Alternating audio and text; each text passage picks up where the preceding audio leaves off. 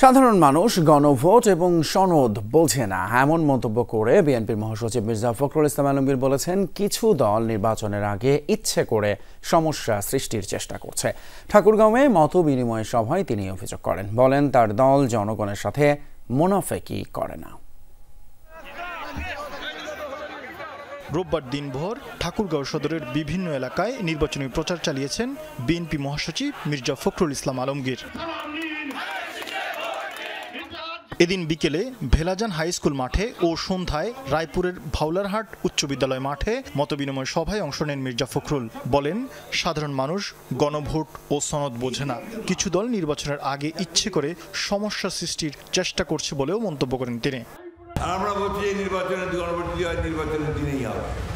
এই সাধারণ মানুষ আপনারা এত কিছু কি বোঝেন? সত্যি কথা বলেন তো, এই গণভোট সনদ এইসবকে আমরা বুঝি না। এগুলো বোঝে শিক্ষিত সমস্ত উপরতলা থেকে আমেরিকা থেকে কিছু লোক আসছে, আইসে এখানে এখন এগুলো আমাদের ঘাড়ের মধ্যে চাপাচ্ছে। এর আগে জগন্নাথপুরে মতবিনিময় সভা করেন মির্জা ফখরুল। রাজনৈতিক প্রতিপক্ষের প্রতি ইঙ্গিত করে বলেন, জিয়াউর রহমানের দল বিএনপি মুনাফিকিতে বিশ্বাস করে না। এই নির্বাচন শেষ নির্বাচন বলে সবার কাছে সহযোগিতাও চান তিনি। বলেন, বিএনপি নির্বাচিত হতে পারলে নারীদের জন্য ফ্যামিলি কার্ড ও কৃষকদের কৃষি কার্ডের ব্যবস্থা করা হবে। আজকে যত সংকট দেখতেছেন এগুলো তৈরি করা, এগুলো নাটক। মূল ব্যাপারটা হচ্ছে দেখলেন এই সমস্ত মানুষ এরা অত কিছু বোঝে না, ওরা শুধু ভোটটা দিতে চায়।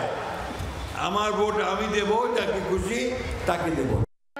পরে রাতে জেলা বিএনপি কার্যালয়ে বৈঠকের মধ্য দিয়ে শেষ করেন দিনের কর্মসূচি। প্রতিহিংসা থাকবে না। শরীফ ফারুকী, যমুনা নিউজ।